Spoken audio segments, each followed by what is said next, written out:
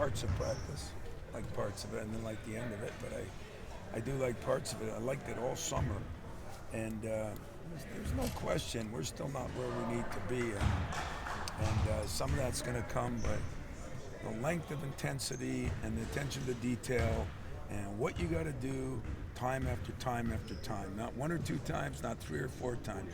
That's going to be the seniors. Malik just called out some of them. AJ's got to get off his butt, and he's got to do that on a regular basis. That's the job of seniors. So, in general, I like some of it. I don't like all of it. Arizona's two bigs, maybe as, I don't know, skilled as much of a chore as you'll see for two post guys. Yeah, they really will.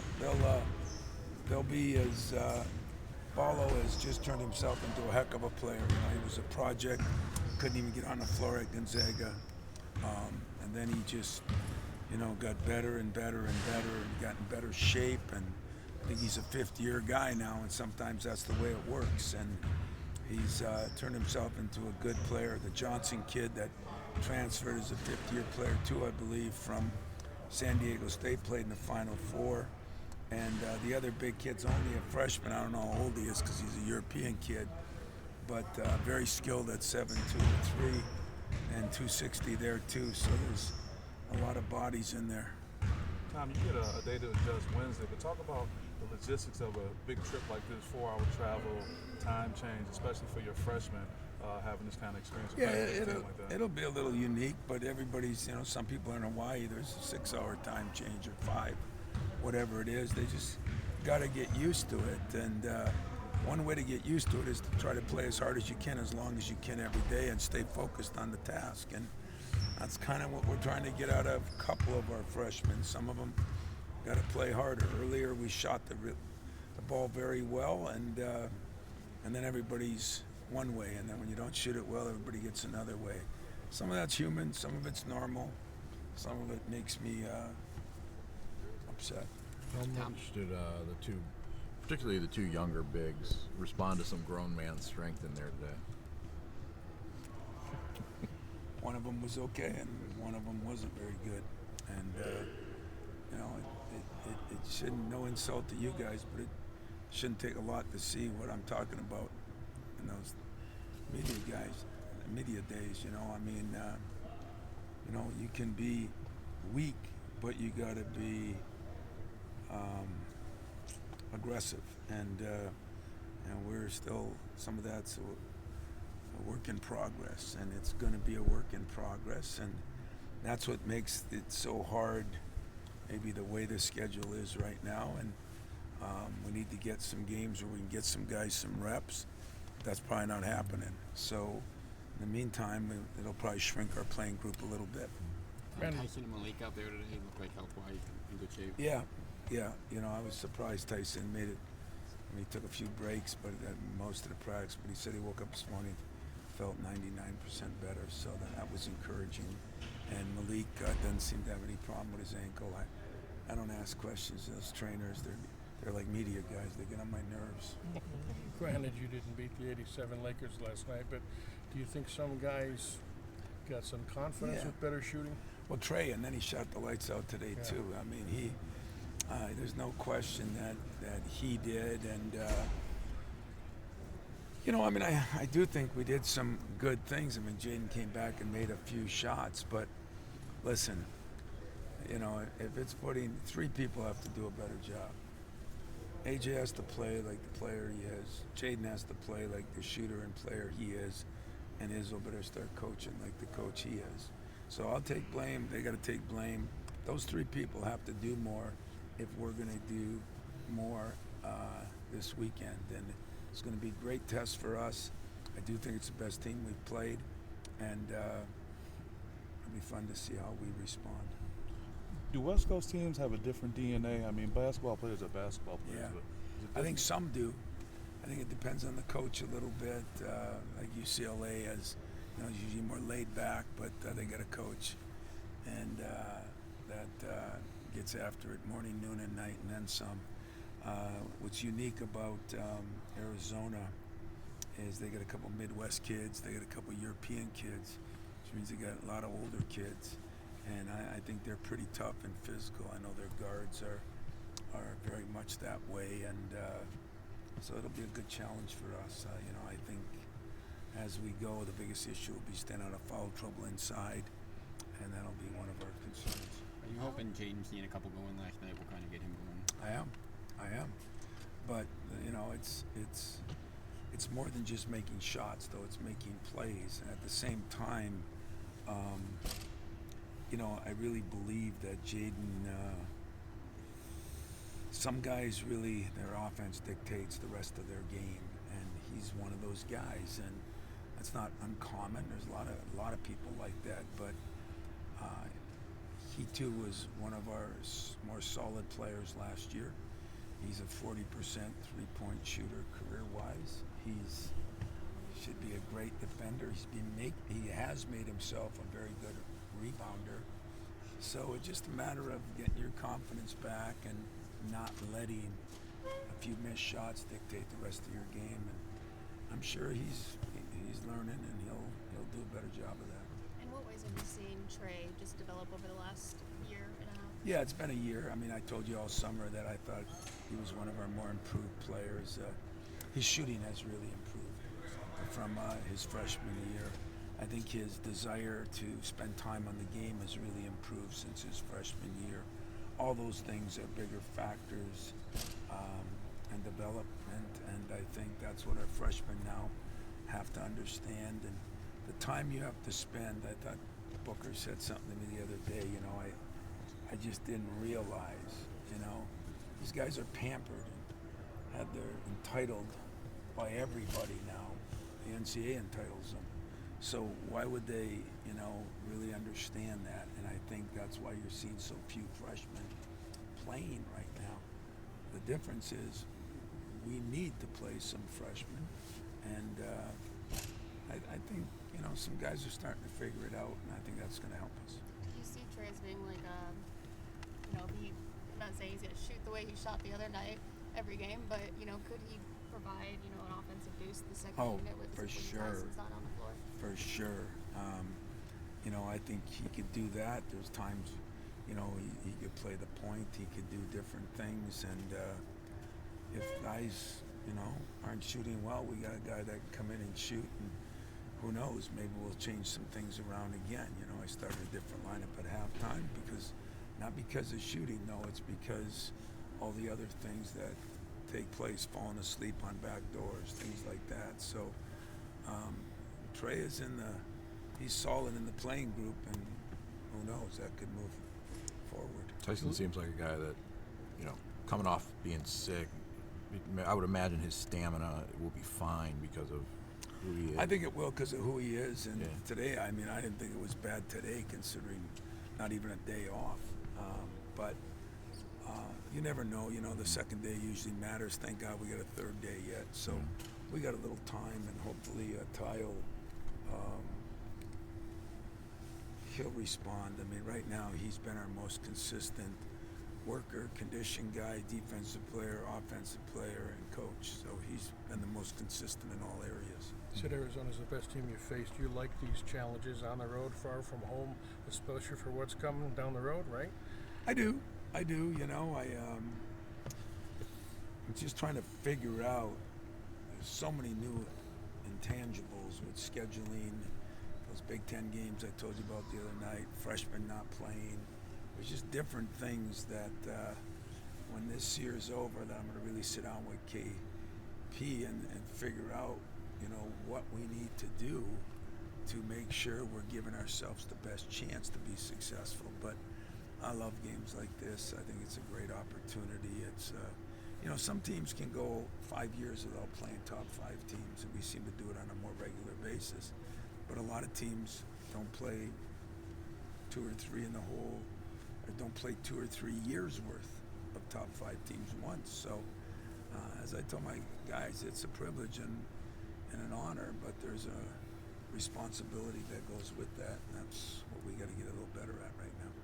Tom, you've had some of these sort of measuring stick, type of games already with Tennessee and Duke, and now a third one in this one. Is there anything different you're hoping to learn or looking at in this one with it being a third type of game like that? Yeah, I think I'm looking to win one. Looking to win one, but I'm looking to see us play better in all areas. You know, yeah. I mean, I don't think you guys would believe me, but as I watch and watch and watch film all night long of some of those games, I mean, I think if we could have made 2 shots here and there, we would just be a lot better team. Well, everybody can say that, but never have we shot like we shot in those couple of games. And so you put that together with playing good teams. I should feel better where I'm at. I just don't like some of the things that some of our veterans are doing right now as far as taking plays off and maybe not showing anybody immediately what's going on, but winning plays, you know, winning plays are usually not a jump shot or a great pass. Winning plays is being in the right position at the right time, cutting out, getting the right rebound, all those things. And I think that's where we got a couple guys taking a few plays off, and so that was addressed today in a film session, and it'll be addressed tomorrow, and we'll see what happens. But it's going to get harder before it gets easier. What did rebounding look like when you watched the film? Didn't look like we did much of it, you know, and some of that was, you know, cutting out those smaller guards. Some of that is exactly what I'm just saying now, that I'm trying my hardest not to call people out. So I'll just say guys did not cut out our guards especially, and guys went in there and got rebounds. So we haven't rebounded as well. We're not as big a team. We understand that. But we're going to get a lot tougher and a lot more physical, and that's what today's practice and tomorrow's is going to be the same. And the next in California is going to be the same. And quit worrying about injuries, quit worrying about all the other things, and just play. Free throws. You kind of take the same mindset. Free throws, you know, shooting, I mean, I like something that's been good. it's been great, and you know, it's great in practice. It's great the night before games and the shooting things we do. You know, I still can't dwell on it. You know, the other night was, you know, we made some free throws. We were shooting 70-some%, and then all of a sudden you start missing a few, and it is what it is. But again, when a couple of your guys that were shooting 80 last year are shooting 50 and 60 now, you know, they've already done it. They just got to get back to doing it. You get to decide on your best response to a Cohen car dunk? Yeah, I didn't know how to act, you know. I wanted to do the, oh my God, and I said, I gotta be cool. I might be on TV and then somebody will rip me for that. So I just kind of went, oh my God, that way, you know. I don't know how he got that in, from where he was, where the guy was. That was an incredible play. I mean, one of the all-time great dunks that I've seen here. And still only counted 2 points. So. Did you see how your bench reacted? Did you ever No. see the TV copy? No. Defense No. was pretty good on that play, wasn't it? I thought the defense was real good. That was what was impressive about that. And that's the other thing, you know. Right now, I think we're holding teams to 33%, and everybody will say, well, you didn't play. You played a couple. Look what most teams have played. Some teams have played 4 of those kind of teams. And so I think defensively, we're better than I thought we were. We're not rebounding as well. So then your defense doesn't get the credit it should really get, because to finish a defensive possession, you got to get a rebound. So that's one negative. And then, of course, the shooting has been, you know, is it gradually coming up? It is, you know, glaciers are coming down too. You know, it just takes years, and we gotta up it a little bit faster than we're doing it. How much of rebound is effort? How much is technique, or is it a mix? I think there's more effort involved in rebounding. That's why little guys can get rebounds, or that's why some of the best rebounders in the NBA have been guys that are 6'6", 6'7", strong, can't jump. You know, Draymond's a great example of I mean, he can jump, but I mean, toughness and just the nose for the ball, you know, which is effort. You have a nose for the ball, you're gonna go get the ball. And it's amazing. Some guys have enjoyment of contact, and some guys hate contact. So how many aspirin is Thornton going to have to take for that flight tomorrow? Yeah, he's going to get beat up a little bit tomorrow, and then try to beat him up on Wednesday too. But the only problem is that guy's a foot taller and 60 pounds heavier, so we got a lot of work to do on that. This has nothing to do with basketball, this question. Awesome. It's more about football and coaching. Love it. Harlon today talked about how he obviously wants to be in the running for the coaching position. Something he said that he thinks gives him a leg up on competition is the fact that he is loyal, committed. He knows this university very well. How do you think a coach having that kind of like experience, that kind of passion for the place that he's at, is reflecting in his coaching style, and how can it impact it, I guess? Well, first of all, I've talked quite a bit of what I think of Harlon as a person. He's unbelievable. But you learn a lot about a guy in adversity and what he's done with this team. I mean, God, I was at a game or two that I know they had won, and if they win them, they would have been they'd be bowl eligible right now. And I know everybody's going to say if and was, but if anybody has any idea what he's been through with these ridiculous rules now on when you can leave, and in football it's even worse. Play 4 games, then sit out some games and decide not to play, and transfer whenever you want. No, he's kept that thing, injuries up the yin-yang, he's kept that thing pretty damn good, which speaks volumes. George Perlis once told me when I first got here, there's something about hiring people, and he meant as an assistant and this and that, and even me as a GA, who has a passion for the place, who's walked the sidewalks and sat in the classrooms. And that sounds so crazy, but it means a lot to me. And I think it should mean a lot to a lot more people than it does. Because you do have a learning curve. I mean, there's a lot of great coaches. But great coaches, to me, are people that can motivate other people and that understand the surroundings they're in. And in that case, I appreciate greatly. I've talked to Harlon twice every week, and I appreciate greatly what he's done. And I understand the circumstances he's working under. I'm not sure most people do. But to keep a group of players this day and age together like he has, that's worth a lot of consideration on a lot of things. I mean, the guy is special. I really mean that. And I'm a huge Harlon Barnett fan. And what Alan and the people decide to do, I mean, I can appreciate he wants to be under consideration. I mean, I know how I felt, and he's played here, he's coached different places, he's got a lot more experience than I had. It semi-worked out for me, so we'll see what happens. Did you imagine him jumping in 2 games into a season? Like No. First year without ever even having a coach? No. And it's not jumping in. If a coach, got fired or something, it's jumping in with these rules the way they are, with the things that are going on. I mean, he met with 75 guys his first week.